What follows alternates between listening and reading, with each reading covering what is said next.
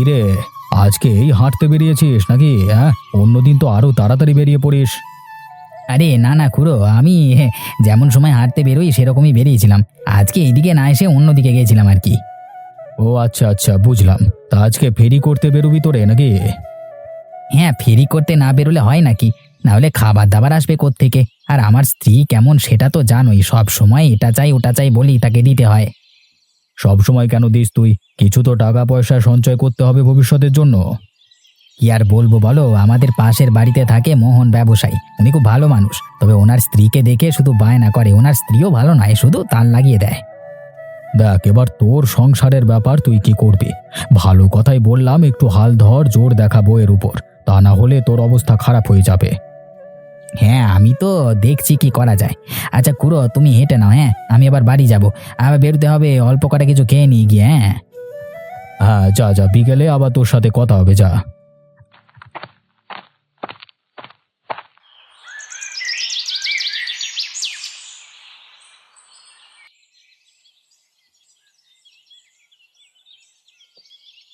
ওরে বাবা রে বাবা, আজকে ঘুম থেকে উঠতে দেরি হয়ে গেল রে। তাড়াতাড়ি কাজগুলো করে নিতে হবে। ওনার আসার তো আবার সময় হয়ে গেল, এসে আবার খেয়ে দিয়ে বেরোবে।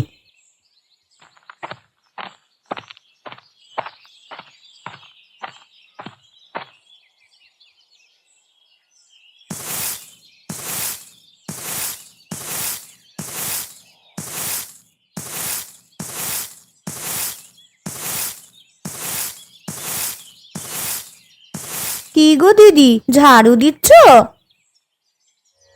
হ্যাঁ, ঝাড়ু দিচ্ছি। ওটাই তো মনে হচ্ছে নাকি? চোখ আছে তো, দেখে নাও না। সে তো অনেক কিছুই দেখতে পাই। কাল আমার স্বামী আমার একটা ভালো বেনারসি শাড়ি এনে দিয়েছে। তা তোমার কটা বেনারসি শাড়ি আছে গো? আমার কাছে অনেক ভালো ভালো শাড়ি আছে, সেগুলো তোমার কাছে নেই। হাসালে গো হাসালে, আমার কাছে সব রকমের শাড়ি রয়েছে। এমন একটা শাড়ি দেখাও তো যেটা আমার কাছে নেই। তুমি তাহলে আবার কি শাড়ি কিনলে? বিদেশি বেনারসি শাড়ি গো। শাড়ির দাম 500 টাকা। তুমি অত শত কিনতে পারবে না। আচ্ছা আচ্ছা, ঠিক আছে, দেখাবো। তোমার থেকে আরো ভালো শাড়ি কিনে এনে দেখাবো। এখন যাও তো এখান থেকে, আমায় কাজ করতে দাও। এখন তো যেতে বলবেই। আমার সাথে টিক্কা দিতে পারছো না যে, তা তো চলে যেতে বলবেই। আমি তোমায় বললাম তো, তোমার থেকে ভালো শাড়ি কিনে এনে দেখাবো। তখন তুমি দেখবে আর জ্বলবে, আর লুচির মতন ফুলবে। বেশ, আমিও দেখবো তাহলে কত বেশি দামে শাড়ি কিনে আনতে পারো। হ্যাঁ হ্যাঁ, বললাম তো। এখন যাও তো এখান থেকে, আমাকে আমার কাজ করতে দাও, অনেক কাজ পড়ে আছে। নিজের তো কোনো কাজকর্মই থাকে না, সারা দিন গায়ে হাওয়া লাগিয়ে ঘুরে বেড়াও। তো এটাই বা কজন পারে?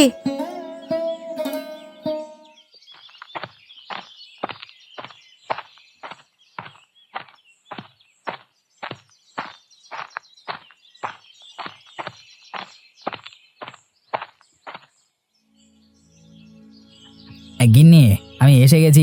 দাও দাও, আমাকে কিছু খেতে দাও তো, বেরোতে হবে। কি হয়েছে গিন্নি, তুমি এরকম ভাবে চুপ করে বসে আছো কেন?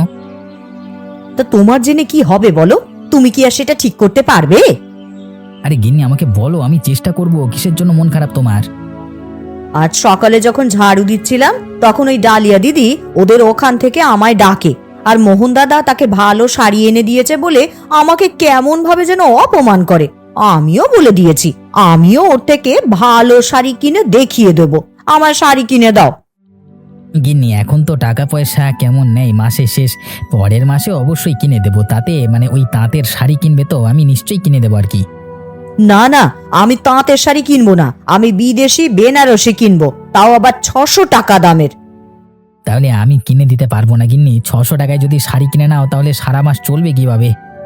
ও, তাহলে ও যে আমায় অপমান করলো তাতে তোমার কিছু যায় আসে না। আচ্ছা, বুঝতে পেরেছি। আরে তোমায় বোঝানোটাই বেকার। আমার সামর্থ্য না হলে কি করব? ওর স্বামী ব্যবসা করে বড় কোম্পানি চালায়, আর আমি সামান্য ফেরিওয়ালা। সব সময় হিংসা হিংসা হিংসা, ভালো লাগে না। আমি বেরোলাম ফেরি করতে। দূর। এই তো খাবে বললে, আরে কিছু খেয়ে যাও। আমার ইচ্ছা নেই, তুমি খেয়ে নাও, ভালো লাগে না।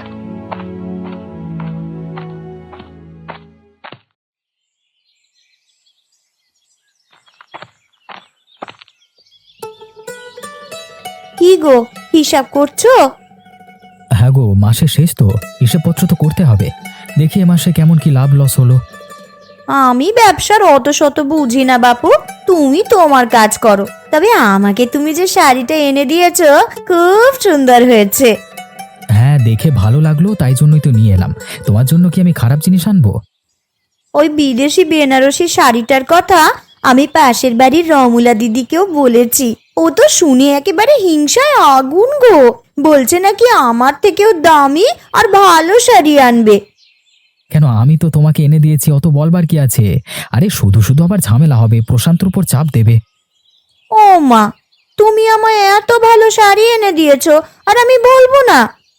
না, তুমি বলবে না, এরকম ভাবে হিংসা করা ঠিক নয়। ও যখন কিছু একটা কিনবে তখন তোমারও চাই, আর তুমি যখন কিছু একটা কিনবে তখন আবার ওকে শুনিয়ে শুনিয়ে বলবে। এইভাবে কার কষ্টটা বাড়ে ওই প্রশান্তর। এরপর থেকে এরকম হলে আমি আর কিছু এনে দেবো না বলে দিলাম। আচ্ছা, আর হবে না, আমার ভুল হয়েছে। এই রকম ভুল আমি আর করব না গো। হ্যাঁ, মনে থাকে জানো। আমি এত ভালো ভালো শাড়ি কিনবো, সব কিছু কিনবো আর সবাইকে দেখাবো। সবাই দেখবে আর জ্বলবে, লুচির মতন ফুলবে।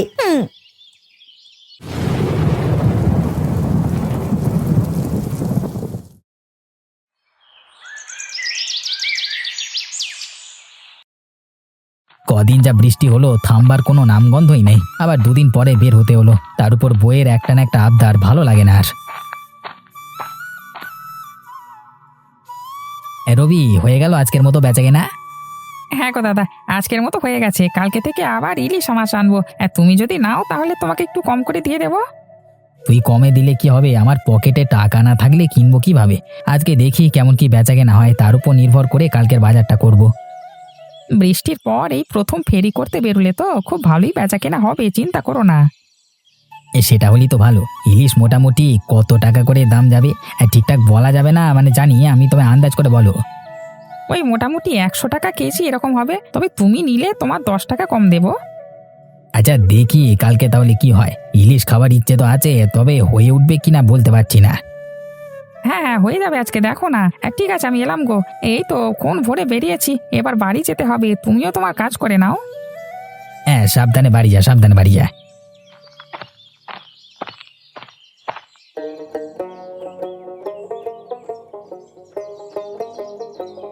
গিন্নি, তোমাকে একটা কথা বলবার ছিল বুঝলে। একদম মাথাতেই ছিল না, ভুলেই গিয়েছিলাম। হ্যাঁ, কি কথা বলবে বলো না। কালকে আমি সকালে বেরিয়ে যাব, একটা জরুরি মিটিং রয়েছে, সকাল সকালে বেরোবো, তাই বাজারটাও করতে পারবো না। কালকে তুমি বাজার করে নিয়ে চলে আসবে, ঠিক আছে? আচ্ছা ঠিক আছে, সে নয় নিয়ে আসবো। তবে তুমি কবে ফিরবে? আমি শহরে যাচ্ছি, এখন ঠিক বলতে পারছি না। পরের দিনও ফিরতে পারি, আবার কাজ থাকলে দুদিনও থেকে যেতে পারি। আচ্ছা ঠিক আছে, কাল সকালে বেরোবে তাই তো? তাহলে তোমার জন্য ভোরবেলায় উঠে খাবার তৈরি করে রাখবো, খেয়ে যাবে।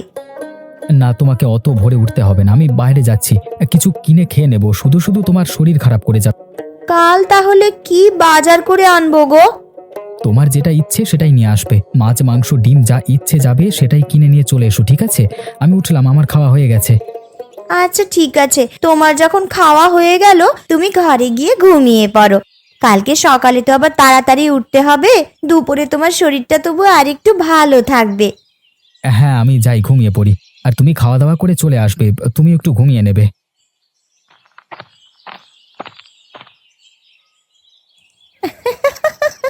তাহলে কাল আমি বাজার থেকে নিয়ে আসবো ভালো একটা মাছ।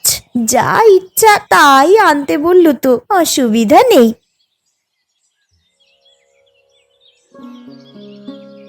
আজকে তো এত দেরি হয়ে গেল ফেরি করতে যেতে, তেমন বেচাকেনা হলো না। কালকে দেখি তাড়াতাড়ি করে সকাল সকাল বেরিয়ে পড়তে হবে। গিন্নিকে বলে দেবো বাজারটা করে নিয়ে চলে আসবে, আশা করছি গিন্নি না করবে না।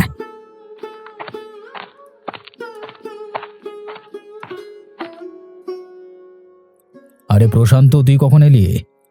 এই একটু আগে এসে বসলাম। এসো মাঝে বসো। হ্যাঁ, বসবার জন্যই তো এলাম, তোকেও পেয়ে গেলাম, ভালোই হলো। এবার গল্প করব। গল্প করতে ভালো লাগছে না খুড়ো, মন মেজাজ ভালো নেই বুঝলে। কেন রে, হঠাৎ কি হলো তোর? কিছু সমস্যা হয়েছে নাকি? এই সমস্যা বলে সমস্যা, গুরুতর সমস্যা। ওদিকে মোহন ওর স্ত্রীকে দামি দামি জিনিস এনে দিচ্ছে, আর চাপ পড়ছে আমার উপর। আমি বুঝতে পেরেছি কি বলতে চাইছিস। তোর গিন্নি আবার কিছু একটা বায়না করছে, তাই তো? হ্যাঁ ঠিকই ধরেছো, আর ভালো লাগে না। এখন আবার বলছে নাকি এরা 600 টাকা দামের একটা শাড়ি কিনবে। এই রোজগার করে এটা দেওয়া সম্ভব? তা আবার হয় নাকি? এত টাকা পাবি কোথায়? বারণ করে দিয়েছি তো, এভাবে হয় নাকি? রোজে নতুন নতুন একটা করে জিনিস চাই, আমি কি কোটিপতি নাকি যা চাইবে তাই দেবো? আচ্ছা তুই মাথা ঠান্ডা কর, ঠান্ডা করে বাড়ি যা, রাতে ঘুমিয়ে পড়িস তাড়াতাড়ি, একদম ভাবিস না, ওসব দিকে পাত্তা দিস না, তাহলে যাবো। হ্যাঁ যা, মাথা ঠান্ডা করে বাড়ি যা।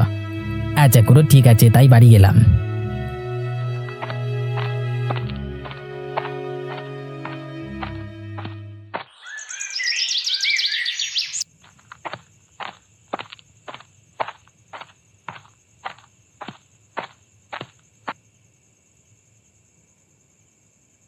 গিন্নি আমি চলে এসেছি। আচ্ছা ঠিক আছে, তুমি বসো, আমি তোমায় খেতে দিচ্ছি। তা আজকে তো দেরি করলে কেন? না আজকে আমি খাবো না গো, আমার খাবার ইচ্ছে নেই, তুমি খেয়ে নিয়ে ঘরে চলে এসো, আমি ঘুমাতে গেলাম। হ্যাঁ কেন গো, হঠাৎ কি হলো? না না আমার কিছু হয়নি, তবে খেতে ভালো লাগছে না। আর হ্যাঁ একটা কথা, কালকে ভোরে আমি ফেরি করতে বেরোবো, তুমি বাজার করে নিয়ে চলে আসবে কালকে সকালবেলায়। সে না হয় ঠিক আছে, আমি বাজার করে নিয়ে চলে আসবো খন। তবে কি নিয়ে আসবো বাজার থেকে? আজকে রবি বলছিল কালকে ভোর থেকে মানে ভালো ভালো ইলিশ মাছ আসবে, ওর কাছ থেকে ইলিশ মাছ নিয়ে আসবো, একটু কম দামে দেবে বলেছে। ইলিশ খাবো আমরা? ঠিক আছে ঠিক আছে, তাহলে তাড়াতাড়ি বাজারে চলে যাবো খন। আর তোমার এই 600 টাকা দামের শাড়ি আমি দিতে পারবো না। কত টাকা দিয়ে শাড়ি কিনলে 15 দিন না খেয়ে থাকতে পারবে? পারবে না তো, তাহলে কিনতে হবে না। আচ্ছা বাবা, আচ্ছা ঠিক আছে, আমি কিনবো না এই 600 টাকা দামের শাড়ি। কালকে ইলিশ খাবো, এটাই অনেক।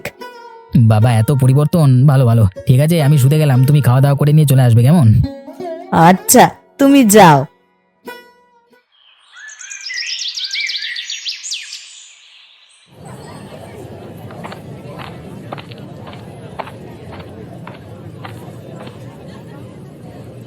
আরে এসো খুড়ো, এইদিকে এসো, এ অল্প দামে মাছ পেয়ে যাবে, খুব ভালো ভালো। অল্প দাম মানে কত করে দিচ্ছিস? এমনি দিচ্ছি, মাছগুলো যেমন দাম হয় সেরকমই আছে, তবে আজকে ইলিশ মাছ এনেছি, একটাই পড়ে আছে, নেবে তুমি? আগে বল কত করে দিবি, তারপরে বলবো আমি। তুমি যদি নাও তাহলে ওই 90 টাকায় দেবো, এমনিতে 100 টাকা কেজিতে বিক্রি করছি। না রে, আজকে তাহলে নেব না, অন্য একদিন নিয়ে যাব, অত টাকার এখন বাজার করলে হবে না। আচ্ছা শেষ কথা, আপনি আমাকে 80 টাকা দিন, দিয়ে দিচ্ছি, এত বড় মাছ 80 টাকা কেউ দেবে না। আরে তুই কেন তোর লস করে আমাকে দিতে যাবি? তাও আমি নেব না আজকে, বুঝলি? এখন একটু টানাটানি চলছে, তবে তুই বরং আমাকে ওই রুই মাছটাতে, ওটার দাম কত? এটা 30 টাকা। এটাই ঠিক আছে, অন্য একদিন তোর থেকে ইলিশ নেবো, বুঝলি? আচ্ছা খুড়ো, কোনো সমস্যা নেই, তোমার 30 টাকা হয়েছে, দাও। আচ্ছা এই নে ধর তোর 30 টাকা, আমি যাই আজকে। হ্যাঁ, আর সপ্তাহ খানেকের মধ্যেই তোর কাছ থেকে একটা ইলিশ নেব, আমারও তো খেতে ইচ্ছে করে। হ্যাঁ সেই হচ্ছে কথা। ঠিক আছে খুড়ো, এসো। নিয়ে যান অল্প দামে ভালো টেকসই সামগ্রী নিয়ে যান, একদম অল্প দামে দিয়ে দেবো।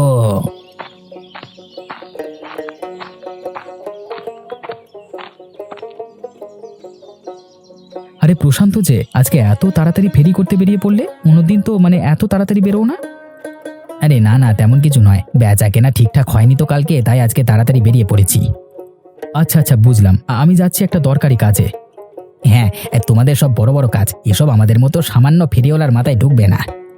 হ্যাঁ, এসব কথা বলায় মনে পড়লো, তোমার স্ত্রী আর আমার স্ত্রীর মধ্যে হিংসে দিন দিন বেরিয়ে চলছে, বুঝলে? আমি এটা লক্ষ্য করেছি, তো কি করলে এটা কমানো যায় বলো তো? আমি একটা কথা কিছুতেই বুঝতে পারছি না, আমি যা রোজগার করলে মানে আমার সামর্থ্য মতো থাকবো তো নাকি, মানে কিন্তু তোমার স্ত্রী আমার গিন্নির সাথে এমনভাবে কথা বলছে, সে ওই জিনিসটা নেওয়ার জন্য উত্তেজিত হচ্ছে। আমি তো বারণ করি, তারপরেও যদি করে আমি কি বলতে পারি? অনেক বারণ করি আমি, আর আমারও তো মানে আমার বউকে কিছু দিতে ইচ্ছে করে, তাই না? হ্যাঁ মানে তুমি কেন কিনে দেবে না বলো তো, কিন্তু একটু তোমার বউকে বলতে বারণ করো আমার স্ত্রীকে, না আমি চাপে পড়ে যাচ্ছি। ঠিক আছে ঠিক আছে, আমি দেখছি, এখন আমি যাই, দেরি হয়ে যাবে না হলে। তুমি তো ওইদিকে রাস্তায় যাবে, তাই না? হ্যাঁ আমি ওইদিকেই যাবো। আচ্ছা তুমি এসো, ফেরবার পথে হয়তো দেখা হয়ে যাবে আবার। হ্যাঁ হ্যাঁ হ্যাঁ হয়ে যেতে পারে, এখন এলাম।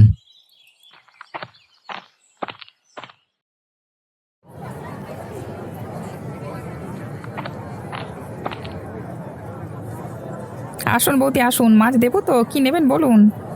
কাল তোমার দাদার সাথে কথা হয়েছে তো, আমায় তো বললো ইলিশ মাছ কম দামে দিয়ে দেবে বলেছে। হ্যাঁ কম দামে দিয়ে দেবো তো, আপনি ইলিশ মাছটাই নেবেন তো? দাম 100 টাকা আছে, তবে আপনার থেকে 85 টাকা নেব। আচ্ছা ঠিক আছে, কোনো অসুবিধা নেই, ওটাই তাহলে দিয়ে দাও।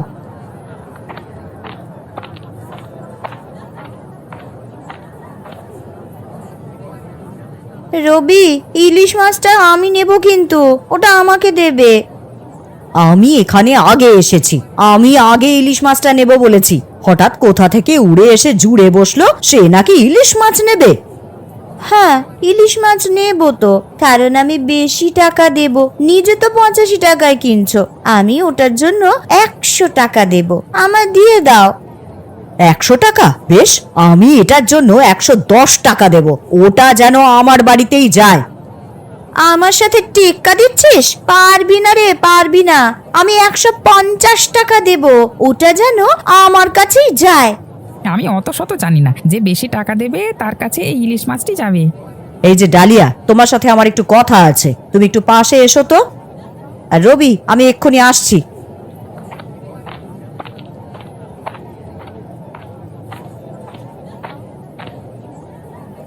কি হয়েছে?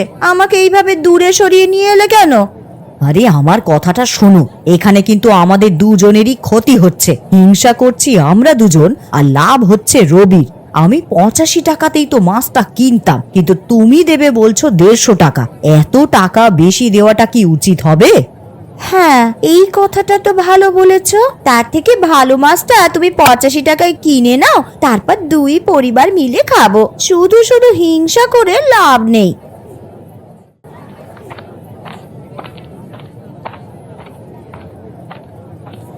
তাহলে আপনারা কি ঠিক করলেন? কত টাকায় মানে কে মাছটা নেবেন? না না, আমি ইলিশ মাছ নেব না, তুমি রমলাকে দিয়ে দাও। হ্যাঁ, আমি ওই ইলিশ মাছটা নেব, তাও আবার এই 85 টাকাতেই। এর থেকে বেশি হলে আর নেব না। হঠাৎ কি যে হলো? বেশ ভালো দাম বলছিল, যদি ওই টাকায় বিক্রি হয়ে যেত তাহলে তো সোনায় সোহাগা। মনে হচ্ছে আর হলো না। আরে কি ভাবছো রবি? মাছটা বিক্রি করবে তো নাকি চলে যাব? না না, আপনাকে দিয়ে দেবো। 85 টাকাই দিন, মাছটি আপনার ব্যাগে ভরে দিচ্ছি আমি। এই নাও তোমার 85 টাকা, আর এই ব্যাগটার মধ্যে ভরে দাও তো। এই নিন বৌদি, এই ইলিশ মাছটা শুধু খেয়ে দেখবেন, তারপর আমার নাম করবেন বলে দিলাম। হ্যাঁ হ্যাঁ হ্যাঁ হ্যাঁ। আচ্ছা ঠিক আছে, আগে খেয়ে দেখি, তারপর তো বলবো। আরে ডালিয়া বৌদি, আপনি কিছু নেবেন না? না না, আজকে আমি আর কিছুই নেব না, আবার কাল আসবো খন। আচ্ছা তাই করুন।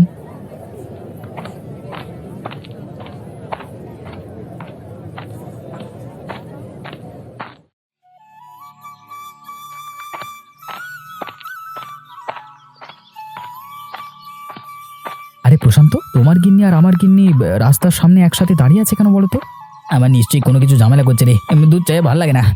না না প্রশান্ত, আমার সেটা মনে হচ্ছে না। ওরা তো খুব সুন্দর একসাথে দাঁড়িয়ে আছে, ব্যাপারটা গিয়ে দেখতে হচ্ছে তো। আরে এসো এসো, তোমাদের দুজনের অপেক্ষাই তো করছিলাম।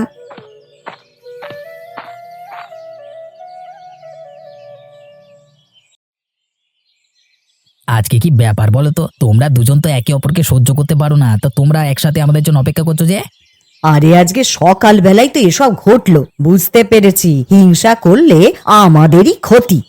কেন, কি এমন ঘটনা ঘটলো? আমরা বাজার করতে গিয়েছিলাম ওই রবির দোকানে। সে একটা ইলিশ মাছ নিয়ে আমরা দরদাম করছিলাম। আমরা তো দুজন একে অপরকে হিংসা করে ক্রমাগত দাম বাড়িয়েই যাচ্ছি, কে নিতে পারে আগে।